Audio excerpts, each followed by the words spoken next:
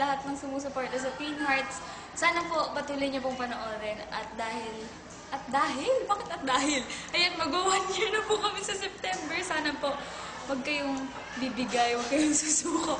Subaybayan niyo rin po kami palagi. At saka, marami na pong nangyari sa Twin Hearts. May mga nawala, may mga nadagdag. Kaya abangan niyo pa po kung ano yung mga mangyayari po sa mga susunod na eksena natin.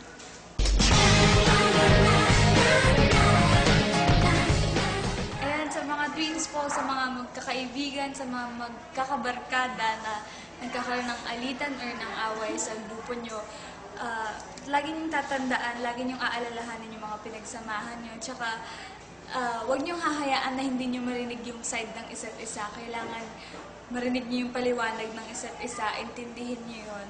At saka, patawarin niyo yung kaibigan niyo. Kung sakali man nahihirapan kayo magpatawad agad, sige, ano kayo ng konting space. Pero, sana magkabati-bati ulit kayo kasi importante rin yung matagal na pinagsamahan nyo.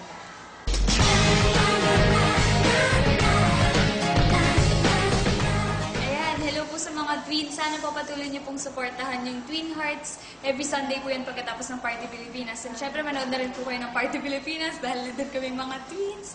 At yung movie po namin, Twin Academy Class of 2012 sa August 24 na po. Sana po suportahan niyo at sana manood kayong lahat na nakakapanood ng video na to. At saka Munting Heredero po Friday pagkatapos ng Amaya.